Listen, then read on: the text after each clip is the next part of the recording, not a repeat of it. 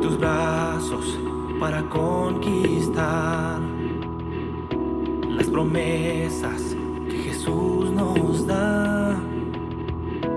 Solo espera y tú verás el milagro que Cristo hará. Un lugar para celebrar la victoria que su sangre nos da. Solo confía y cree en Él, que en familia lo encontrará.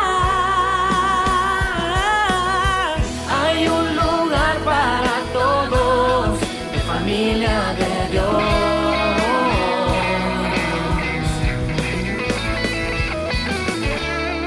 En familia de Dios.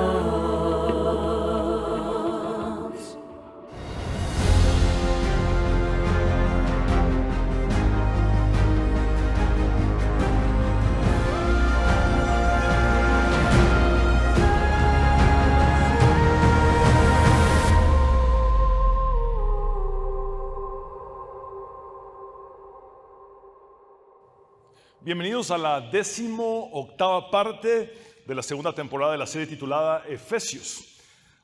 Nos estamos acercando ya a la conclusión de la sección de la carta que abarca todo lo que es su teología o doctrina.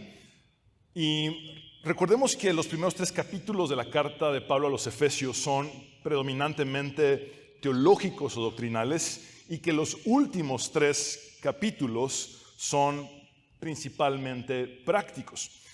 Dicho de una forma sencilla, los primeros 3 capítulos de la carta de Pablo a los Efesios tratan sobre quiénes somos en Cristo.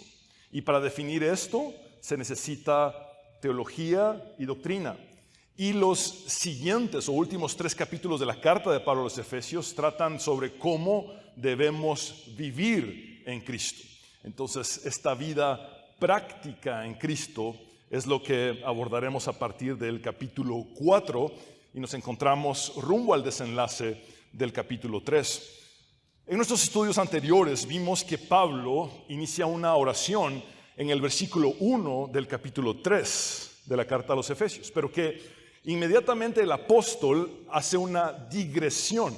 Y aclaro, la palabra es digresión, no disgresión. Es digresión o interrupción en la oración, con la finalidad de hacer una explicación acerca del misterio de Cristo que había o que ha sido revelado.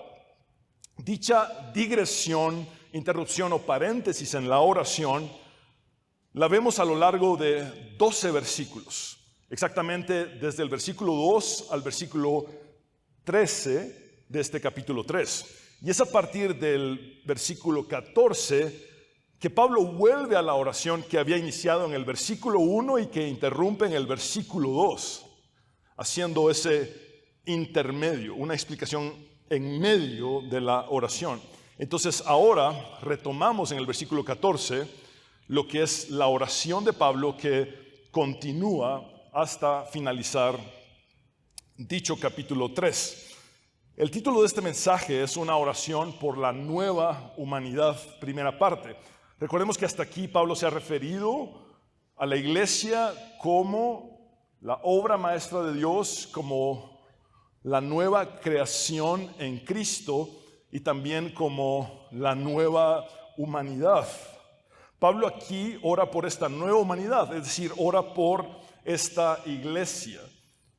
Y esta es precisamente la segunda oración en la carta de Pablo a los Efesios. Recordemos que en la primera oración, la cual se encuentra en el capítulo 1, versículos del 15 al 19, Pablo ora para que los ojos de los corazones de los creyentes sean iluminados, para que estos lleguen a experimentar la esperanza que tienen en Cristo. Y ahora en esta segunda oración de la carta, Pablo expresa lo que veremos a continuación. Leamos el texto de Efesios capítulo 3, versículos del 14 al 21, el cual conforma la porción final del capítulo 3. Por esta razón me arrodillo delante del Padre, de quien recibe nombre toda familia en el cielo y en la tierra, le pido que por medio del Espíritu y con el poder que procede de sus gloriosas riquezas, los fortalezca a ustedes en lo íntimo de su ser, para que por fe Cristo habite en sus corazones. Y pido que arraigados y cimentados en amor puedan comprender junto con todos los creyentes cuán ancho y largo, alto y profundo es el amor de Cristo. En fin, que conozcan ese amor que sobrepasa nuestro conocimiento, para que sean llenos de la plenitud de Dios, al que puede hacer muchísimo más que todo lo que podamos imaginarnos o pedir, por el poder que obra eficazmente en nosotros.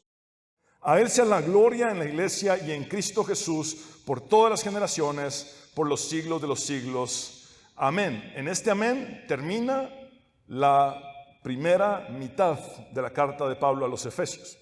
Acá termina la parte teológica o doctrinal y estamos por iniciar en el capítulo 4 lo que es la parte práctica. Esta hermosa y conocida oración ofrece una conclusión adecuada para dicha primera mitad de la carta y también funciona como una transición para la parte práctica que les he mencionado en la segunda mitad de la misma, ya que aquello por lo que Pablo ora aquí es imprescindible para vivir la vida cristiana en un mundo lleno de pecado, en un mundo caído. Se lo repito, aquello por lo que Pablo ora aquí es imprescindible para nosotros que vivimos en un mundo lleno de pecado, que está caído. Sin el suministro de Dios en nosotros es imposible que podamos hacer la voluntad de Dios. ¿Alguna vez te has preguntado por qué por más que lo intento?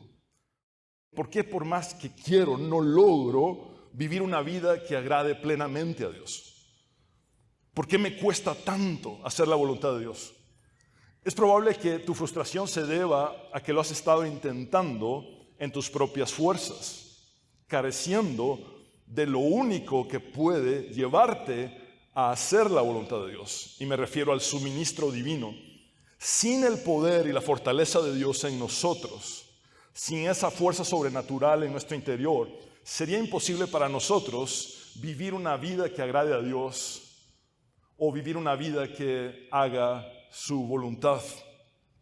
En esta ocasión podremos enfocarnos únicamente en los versículos del 14 a la primera parte del 17, es decir, solamente profundizaremos en 3 versículos y medio. Lo primero que debemos observar es que la oración es dirigida solemnemente al Padre. Ese es el punto número 1. La oración es dirigida solemnemente al Padre. Adentrémonos en los versículos 14 y 15 y aprendamos de estos para mejorar nuestra vida de oración también. Por esta razón, dice Pablo, la razón es el misterio de Cristo que había sido ya revelado y que ahora estaba siendo comunicado por medio de este mismo escrito a los destinatarios, es decir, a los efesios y a las iglesias circundantes del Asia Menor y por extensión a nosotros. Me arrodillo delante del Padre, de quien recibe nombre toda familia en el cielo y en la tierra. Para Pablo parece ser muy importante que aquellos por quienes está a punto de orar sepan con toda claridad cuál es su postura y delante de quién está adoptando dicha postura. Pablo está arrodillado delante del Padre. Arrodillarse no era algo común en el judaísmo cuando se trataba de oración. La posición típica para la oración en el judaísmo es de pie, como se sigue observando hasta el día de hoy en el Muro de los Lamentos. Al no tener los judíos un templo, se paran delante del Muro de los Lamentos y hacen este movimiento balanceándose hacia adelante y hacia atrás. Así es como los judíos oran incluso en el tiempo presente y así es como oraban muchos siglos atrás, incluso en el tiempo de Pablo. Entonces, en el contexto de Pablo, arrodillarse indica un acontecimiento extraordinario o una pasión excepcional. Para nosotros como cristianos, arrodillarnos para orar es algo que acostumbramos, pero en aquel contexto era algo extraordinario o excepcional. La postura de Pablo habría traído algunos flashbacks o escenas retrospectivas, memorias, recuerdos, especialmente para los líderes de la iglesia de Éfeso, La última vez que los líderes o ancianos de la iglesia de Éfeso habían visto a Pablo había sido en Mileto, unos 5 años atrás tal vez, donde éste se había arrodillado con todos ellos para orar juntos. Leamos el relato de Lucas en Hechos capítulo 20, versículos 36 al 38. Después de decir esto, Pablo se puso de rodillas con todos ellos y oró. Todos lloraban inconsolablemente mientras lo abrazaban y lo besaban. Lo que más los entristecía era su declaración de que ellos no volverían a verlo. Luego lo acompañaron hasta el barco.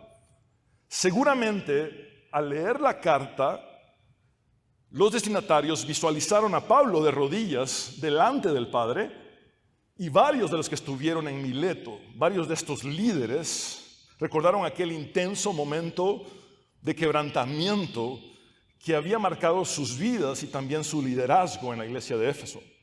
Lo cierto es que la postura física refleja también cuál es la postura del ser interior de una persona. O se los digo de esta manera: en el momento en el que yo me arrodillo físicamente, también estoy evidenciando cuál es la postura de mi corazón delante de Dios. Entonces, la postura física evidencia la postura del ser interior. Arrodillarse en oración es un acto de rendición, entrega total, humildad y de profunda emoción delante de Dios. Esto nos lleva a comprender que debemos orar con una visión elevada de Dios. Debemos orar con una visión elevada de Dios. Y esta visión elevada de Dios requiere de aplacar nuestro ego, el cual es el ídolo más difícil que debemos enfrentar. Como lo dijo claramente el contemporáneo de Charles Spurgeon, Octavius Winslow, de todos los ídolos, el ser humano descubre que es su propio ego el más difícil de abandonar. Entonces, tengamos esto claro de una vez y por todas. La idolatría que más nos cuesta vencer es la de nuestro propio ego. El ídolo que más te va a costar derribar en tu vida es tu propio ego. El ídolo que más me cuesta derribar en mi vida es mi propio ego.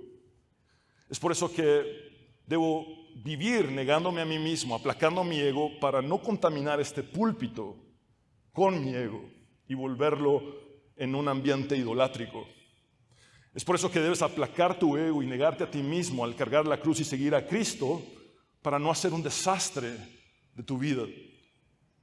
Es cuando el desmedido y descontrolado ego humano se combina con un concepto tergiversado de la fe y con doctrinas erradas, que suceden cuadros como el que denuncia el caricaturista Juan David en la siguiente imagen que les he compartido en varias ocasiones. En esta imagen vemos a un super ungido, entre comillas, o un super apóstol que le dice a Jesús: te estoy reclamando la promesa de sanidad y prosperidad que hiciste, yo declaro y yo decreto, y tú me tienes que cumplir todo lo que yo diga, ¿entendiste? Vi un meme también en estos días que tenía 2 fotos. La foto de un falso maestro, me reservo el nombre. Ese falso maestro decía de un lado del meme: yo ordeno, declaro y decreto que Jesús te bendice, te prospera, te sana. Y del otro lado del meme estaba la foto de Jesús diciendo: a ver, oblígame.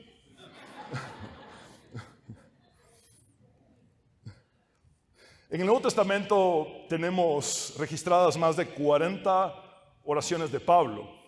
Y les aseguro que ninguna de estas oraciones tiene ese tipo de actitud. En ninguna de las oraciones Pablo dice: yo decreto, yo establezco, ni cosa que se le parezca a la tónica de estas prácticas anómalas y de falsas doctrinas egocéntricas que vemos en nuestros días. Es más, en toda la Biblia, tanto en el Antiguo como en el Nuevo Testamento, tenemos registro de 650 oraciones, las cuales distan mucho de la forma de orar de estos falsos maestros y de cómo estos les enseñan a los demás a orar. Es por todo esto que la postura de rodillas nos ayuda a recordar que Él es Dios y no nosotros. La postura de rodillas Nos ayuda a recordar que Él es Dios sobre todo y que nosotros estamos a sus pies. Que se trata de exaltarlo a Él y de negarnos a nosotros mismos. Que se trata de hacer su voluntad y no de imponer la nuestra. Como Jesús nos lo enseñó perfectamente en el Getsemaní, donde creemos padeció hematidrosis, es decir, sudó gotas como de sangre. Padre, que no se haga como yo quiero, sino como tú quieres. Siguiendo la instrucción de Jesús en el Padre Nuestro, Pablo dirige su oración al Padre.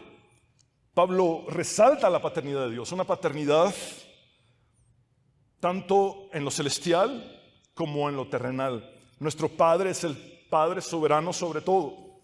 El apóstol ha llamado a Dios el Padre glorioso en el capítulo 1, versículo 17, y lo llamará Padre de todos en el capítulo 4, versículo 6. En esta oración, Pablo dice que es del Padre de quien recibe nombre toda familia en el cielo y en la tierra. Hay varias cosas que tenemos que tener presentes para comprender la expresión recibir nombre. Por favor, repitan conmigo, recibe nombre. En el antiguo cercano oriente, darle nombre a algo equivalía a tres cosas: traerlo a la existencia, darle identidad y ejercer autoridad sobre aquello a lo que se le había dado nombre. Se lo repito: traerlo a la existencia, darle identidad y ejercer autoridad sobre aquello a lo que se le había dado nombre. El hecho de que todas las familias recibamos nombre del Padre significa que es el Padre quien nos ha dado la existencia, quien nos ha dado identidad y bajo cuya autoridad estamos. ¿Reconoces a Dios como el creador de tu familia? Como aquel que le ha dado existencia a tu familia. ¿Ven lo maravilloso que es Dios? Que no solamente nos crea como seres humanos, sino que crea también nuestras familias. Trae existencia a nuestras familias. ¿Está la identidad de tu familia basada en Dios? ¿Está tu familia bajo la autoridad de Dios? En otras palabras, cuando me arrodillo ante el Padre, me dirijo al Dios que ha hecho posible mi existencia y la existencia de mi familia. Me arrodillo ante el Dios de quien he recibido identidad y quien le ha dado identidad a mi familia, y me arrodillo ante el Dios bajo cuya autoridad estoy yo, y por consiguiente también lo está toda mi familia. Es del Padre de quien recibe nombre toda familia en la tierra, incluyendo tu familia y mi familia. El pacto de Dios con Abraham fue: en ti serán benditas todas las familias de la tierra. Y es porque de la simiente de Abraham vendría Jesucristo el Mesías, el Dios hecho carne, el único que puede redimir, restaurar, transformar y salvar familias. Ahora bien, ¿a qué se refiere Pablo con toda familia en el cielo? Sin duda se refiere a lo espiritual, a los ángeles. Jesús les dijo a los saduceos que no creían en la resurrección, que en la resurrección las personas no se casarán ni serán dadas en casamiento, sino que serán como los ángeles que están en el cielo. Algunos casados leen este versículo y dicen para sus adentros: gracias, Señor, porque en el cielo no voy a estar casado. Era cierto lo que el pastor dijo: hasta que la muerte nos separe. Por eso el cielo es un lugar de felicidad. Estoy bromeando. Más bien oremos para que Dios restaure, sane y bendiga nuestros matrimonios. Lo que resalto acá, este no era el momento para decir amén, por cierto. Lo podías pensar, pero decirlo te evidenciaba. Bueno, ya está, perdón.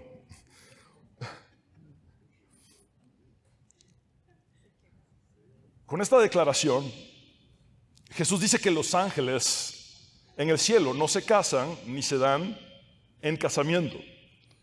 Entonces, sería un error pensar que con la expresión toda familia en el cielo, Pablo se refiere aquí a parentescos físicos literales como los de la tierra. Es decir, no es que en el cielo hay un papá ángel, una mamá ángel, e hijos angelitos, ¿verdad? Interpretar eso sería un craso error. Entonces debemos concluir en consonancia con el lenguaje de Pablo en la carta a los Efesios, donde él habla de varias agrupaciones o clasificaciones como principados, poderes, autoridades, dominios, entre otros, que esta expresión toda familia en el cielo debe entenderse como agrupaciones angelicales o clasificaciones angelicales. En el compendio bíblico vemos arcángeles, querubines, serafines, entre otros grupos angelicales. También tenemos indicios, de acuerdo a lo que Dios nos ha revelado en el Antiguo Testamento en Job y en el Nuevo Testamento en Apocalipsis, de la existencia de una corte o consejo celestial en el cual también hay varios ángeles involucrados. En síntesis, lo importante es saber que ha sido el mismo Padre quien también les ha dado existencia, identidad y bajo cuya autoridad se encuentran los ángeles. En otras palabras, si nosotros y nuestras familias hemos recibido nombre del Padre y los ángeles también lo han hecho, entonces significa esto: existimos nosotros y existen los ángeles gracias al Padre. Tenemos identidad nosotros y tienen identidad los ángeles gracias al Padre. Y es bajo la autoridad del Padre que se encuentran tanto los ángeles como nosotros. Esto nos lleva a comprender que la soberanía del Padre es sobre todo, tanto en lo celestial como en lo terrenal. Debemos tener esto presente cuando oramos. Nos estamos dirigiendo al Dios eterno, al Dios del universo, al Dios del cielo y de la tierra, cuyo poder, autoridad y gobierno son ilimitados. Oramos a aquel cuyos recursos nunca se agotan, aquel que está siempre presente, tanto en los pequeños detalles como en los grandes milagros, aquel para quien no hay nada difícil y para quien no hay nada imposible. Nos dirigimos a nuestro Padre amoroso, el que Juan describe como amor. Dios es amor. Nos dirigimos a aquel que nos predestinó desde antes de la fundación del mundo para ser adoptados como sus hijos por medio de Jesucristo. Es nuestro Padre. ¿Has meditado alguna vez en el enorme privilegio que tienes de llamar a Dios Padre? Decirle Padre a este Dios eterno, grandioso. ¿Cuál sería el motivo de Jesús cuando nos enseñó el Padre Nuestro? De hecho, cuando hablamos de orar, nuestra mente se va inmediatamente al Padre Nuestro. Allí es donde aprendemos a orar. Eso es lo básico para orar. De hecho, el título Padre Nuestro es una sola palabra, es una palabra compuesta. Padre y Nuestro van juntos. Ese es el Padre Nuestro. Y cuando Jesús nos enseña a orar, evidentemente tiene un motivo. En el contexto del Sermón del Monte, Él dice Padre, Padre, Padre, Padre, una y otra vez. Y es por algo que Él dice en Mateo 6:9, ustedes deben orar así: Padre nuestro que estás en el cielo. ¿Cuál sería también el motivo de Jesús al decirnos tan contundente y radicalmente lo siguiente? Y no llamen Padre a nadie en la tierra. Esto incluye a los nuevos apóstoles o falsos apóstoles. Porque ustedes tienen un solo Padre y Él está en el cielo. ¿Ven ustedes el vínculo entre el Padre nuestro que está en dónde? Y que no llamemos Padre a nadie en la tierra porque un solo Padre tenemos que está en dónde? ¿Hay alguna similitud? ¿La ven? ¿La comprenden? Es importante meditar en esto, especialmente cuando vivimos en tiempos en los que muchos llaman padre espiritual a cualquier egomaníaco desquiciado que fomenta el culto a la personalidad.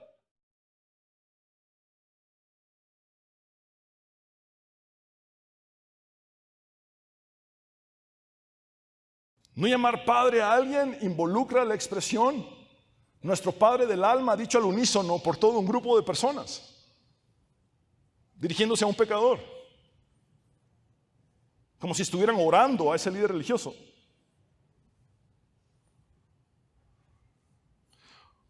O somos cristianos o no somos cristianos. O vivimos la palabra de Dios o no la vivimos. Desde tiempos de Josué, Josué dijo, escojan ustedes a quién van a servir, a quién van a adorar. ¿A Dios o a los falsos dioses? Amados hermanos, para nadie es un secreto ese video que recientemente demuestra un desastre idolátrico. Y es el tiempo en que ya no hay que callar. Siento carga por las ovejas del rebaño de Dios. Por consiguiente, voy a hacerle frente a lo que haya que hacerle frente. Y como bien dice el dicho, tanto peca el que mata a la vaca como el que le agarra la pata.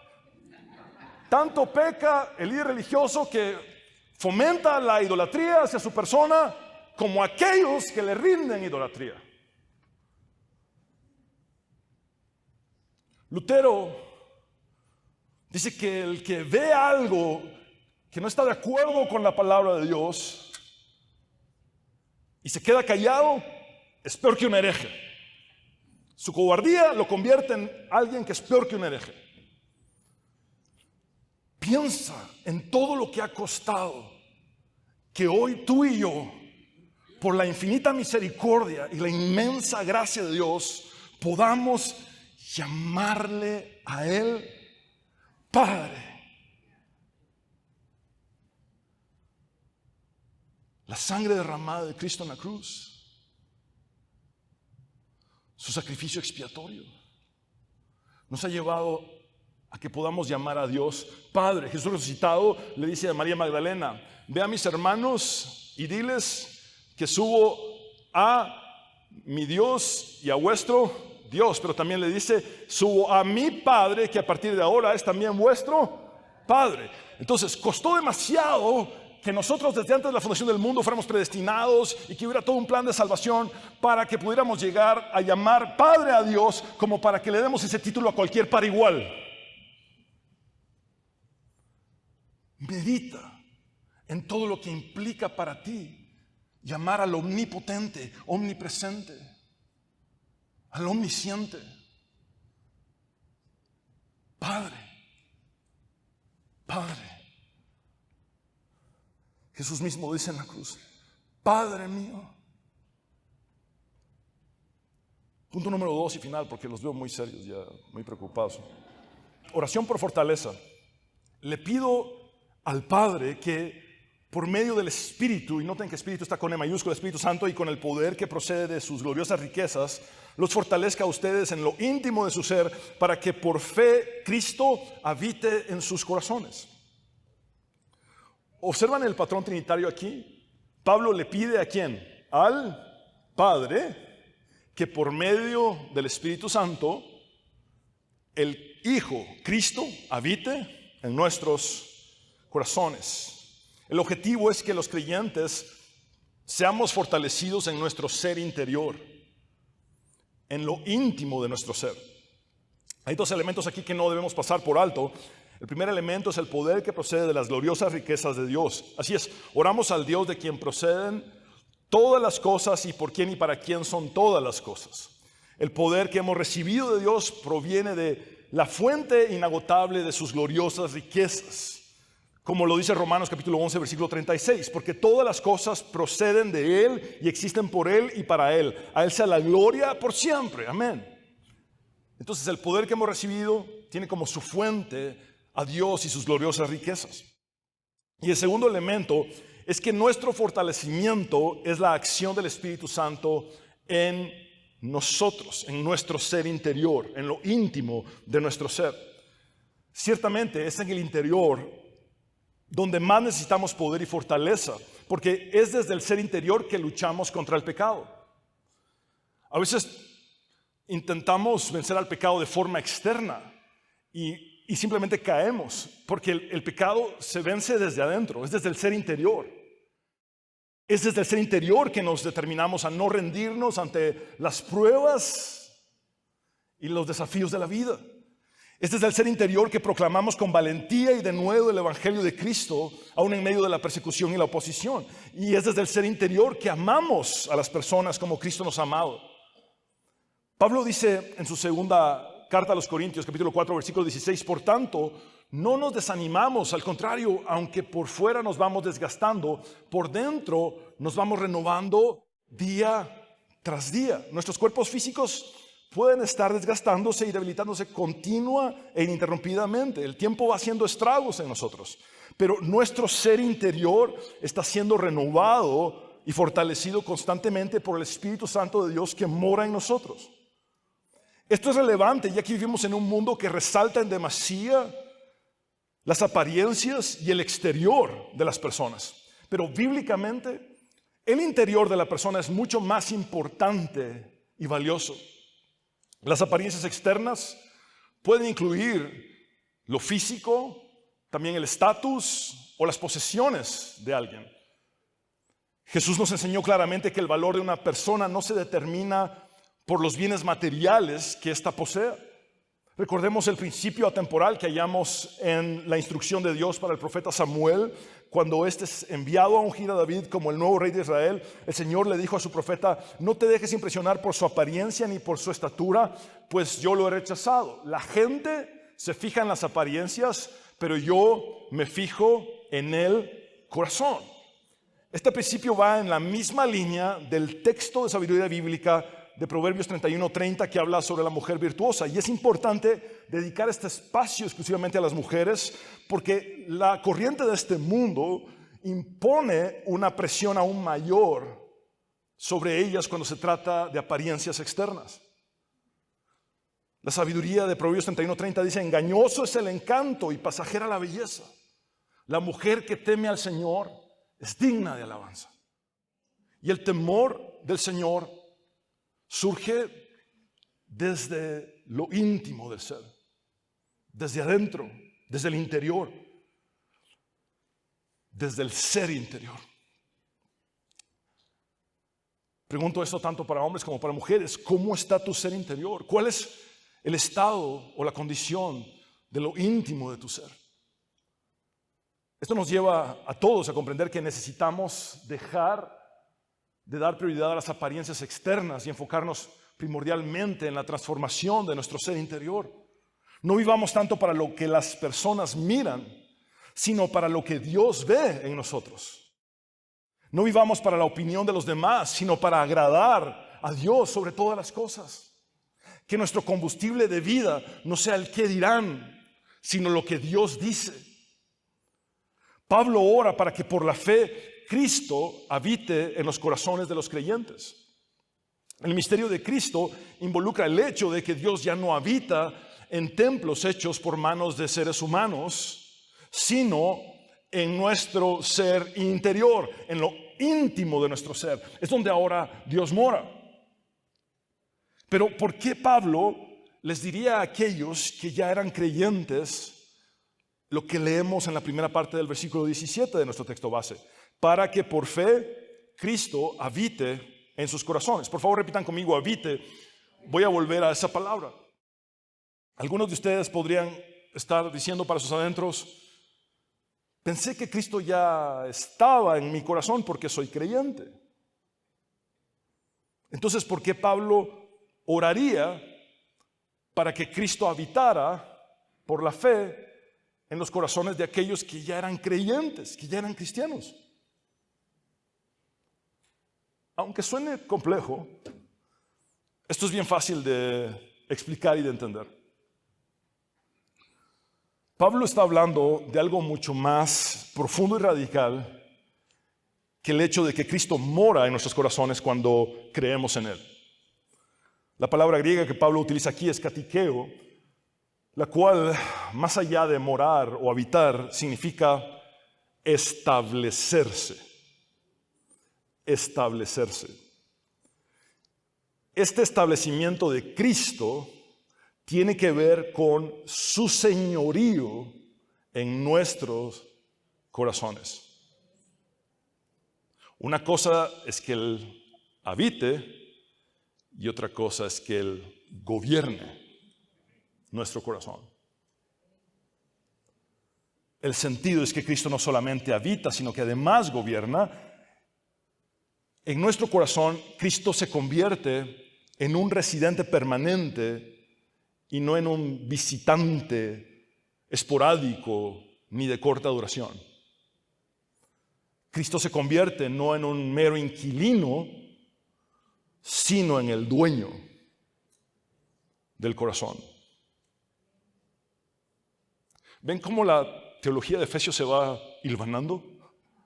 Ya no habita en templos hechos de manos, habita en corazones, en nuestro ser interior.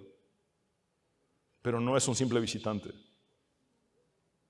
no es un simple inquilino, se establece como el dueño y Señor. En su libro A Call to Spiritual Reformation, un llamado a la reforma espiritual, el erudito D.A. Carson hace una analogía entre esta realidad espiritual del establecimiento de Cristo en el corazón del creyente y la experiencia de una pareja de esposos que compran una casa que necesita muchos trabajos y modificaciones. Entonces, imaginémonos esta analogía. Cristo habitando en nuestros corazones como si esta fuera la casa de Cristo. Y por otro lado, una pareja que ha adquirido una casa que está hecha un desastre y que necesita trabajar demasiado para que esta llegue a ser una casa conforme ellos anhelan que sea. La pareja, con el tiempo, va limpiando, reparando, transformando y remodelando la casa, hasta que dicha casa finalmente quede conforme a sus necesidades, gustos y criterios para que ellos se sientan cómodos en ella. De la misma manera, Carson dice lo siguiente, y lo cito textualmente: cuando Cristo, por medio de su Espíritu, se instala en nosotros, encuentra un equivalente moral a la basura, al papel tapiz negro y plateado y a un techo con goteras. Se propone convertir esta residencia en un lugar apropiado para él, un lugar en el que se sienta cómodo. Cuando una persona se instala en algún lugar por un largo tiempo, su presencia acaba caracterizando esa vivienda. Cuando Cristo entra por primera vez en nuestras vidas, no se encuentra en malas condiciones. Se necesita mucho poder para cambiarnos. Y es por eso que Pablo ora por poder. Él, Cristo, nos está transformando en una casa que refleje de manera penetrante su propio carácter. En otras palabras, ¿cuál es el carácter de mi corazón? ¿O cuál debería ser el carácter de mi corazón? El carácter de aquel que se ha establecido en él. El carácter de Cristo.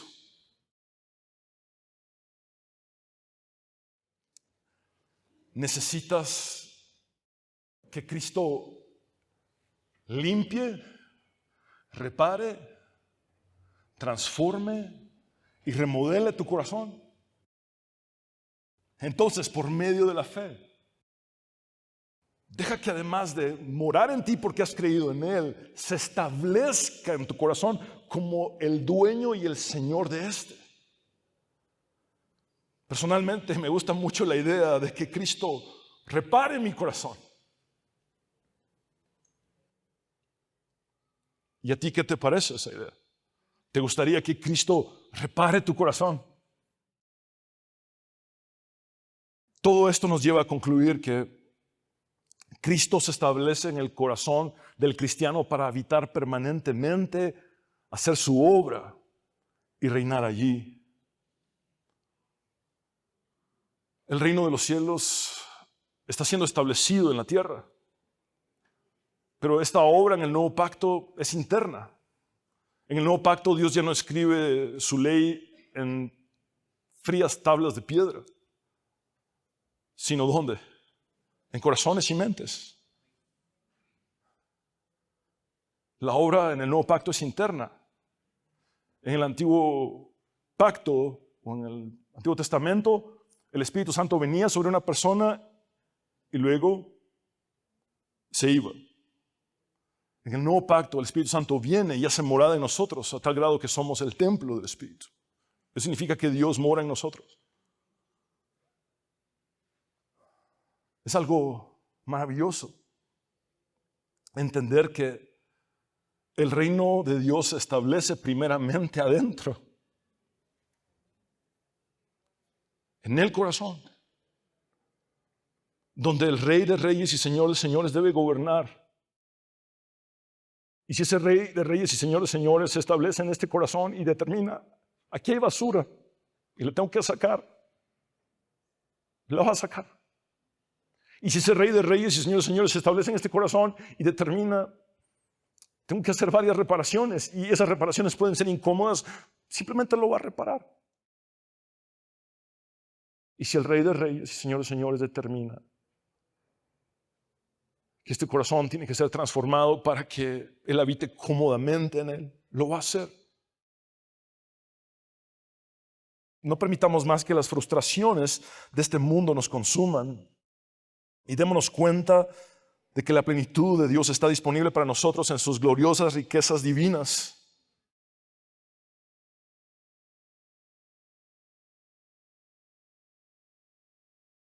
Es como buscar en un basurero cuando nuestro Padre es el Rey de Reyes y Señor de Señores. No tiene sentido tratar de que este mundo nos dé satisfacción y plenitud. Esa felicidad extrema de la que Jesús habla en las bienaventuranzas tiene que ver con esa obra interna, en el ser interior, en lo íntimo del ser. ¿Te sientes débil? ¿Estás cansado y atribulado? ¿Estás padeciendo de fatiga emocional y espiritual? Oremos para que el Señor nos fortalezca con poder a través de su Espíritu Santo en nuestro ser interior, para que Cristo habite en nuestro corazón a través de la fe, que Cristo se establezca en nosotros, tomando el señorío de nuestro corazón, que Él sea el dueño y Señor permanente de nuestro corazón. Yo quisiera orar por todos ustedes, de la misma manera en que Pablo oró por los efesios y por todos aquellos creyentes de las iglesias circundantes en el Asia Menor. Amado hermano, que el Señor fortalezca lo íntimo de tu ser, lo más profundo de tu ser. Que tu ser interior sea fortalecido por el poder del Espíritu Santo en ti. Que por la fe Cristo no solo more, sino que se establezca en tu corazón. Dale a Él la libertad total de obrar en tu ser interior. Dile, Señor, como lo dijo el salmista, examíname, oh Dios, y ve si hay en mí algo que tengas que cambiar o corregir. Ve si hay en mí camino de perversidad y guíame el camino eterno. Dile, Señor, si viniste para quedarte, haz lo que tengas que hacer. Saca la basura y repara todo lo que tengas que reparar. Remodela todo lo que quieras remodelar. Transforma y cambia todo lo que tú quieras. Porque mi vida ya no se trata de mí, sino de Cristo viviendo en mí. Mi historia de vida, de alguna manera, ya no es la historia de Fernando, sino la historia de Cristo viviendo en Fernando. Dile, Señor, Que sea tu presencia, Cristo, la que caracterice a mi corazón. Que mi corazón refleje el carácter de aquel que es el dueño y el Señor de este. Que mi corazón refleje el carácter de Cristo.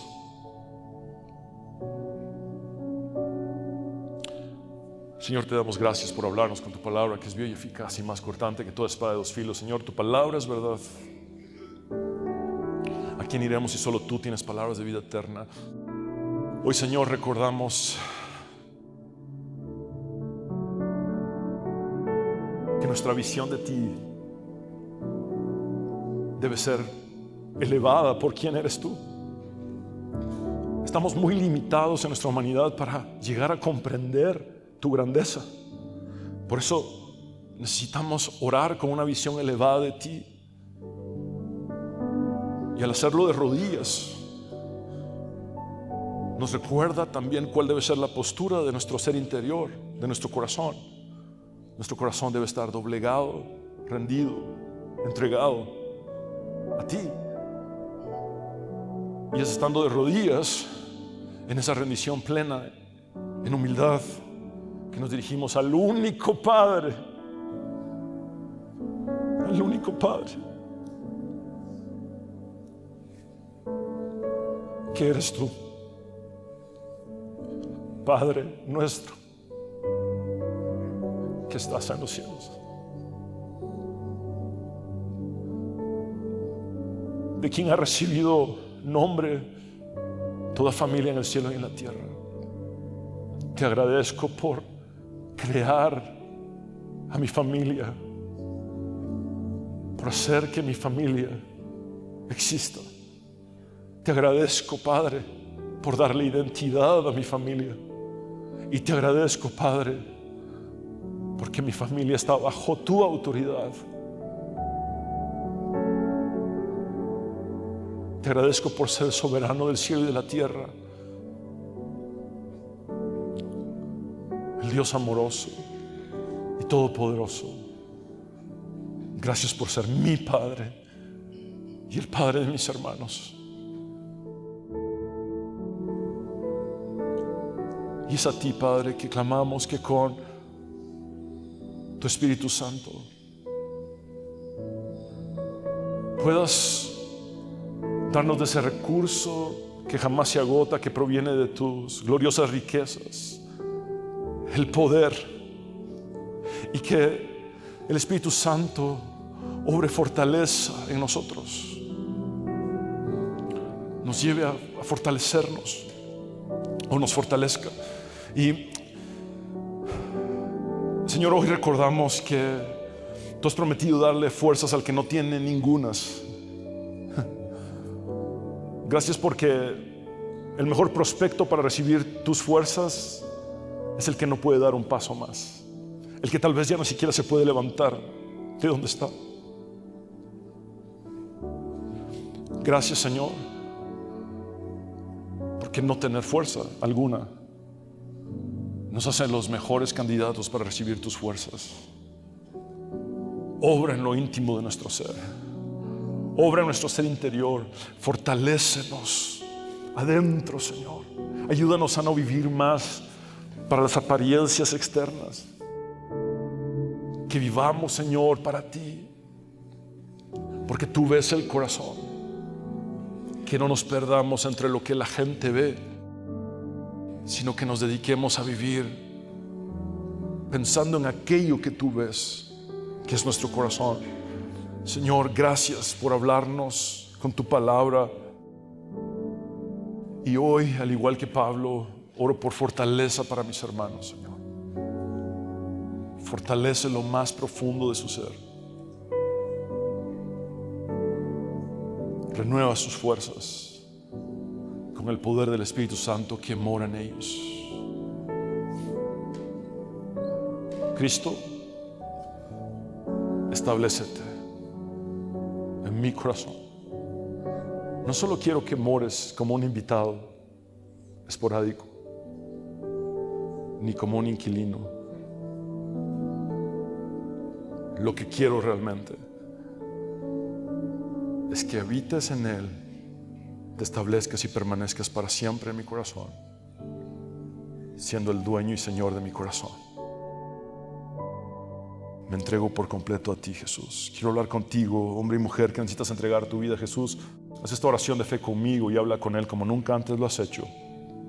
Dile al Señor, creyendo con tu corazón y confesando con tus labios: Señor Jesús, sálvame. Reconozco que soy pecador, pero también sé que tú moriste en la cruz para perdonar mis pecados. Creo en tu resurrección al tercer día. Sé el dueño y Señor de mi corazón. Me entrego a ti por completo.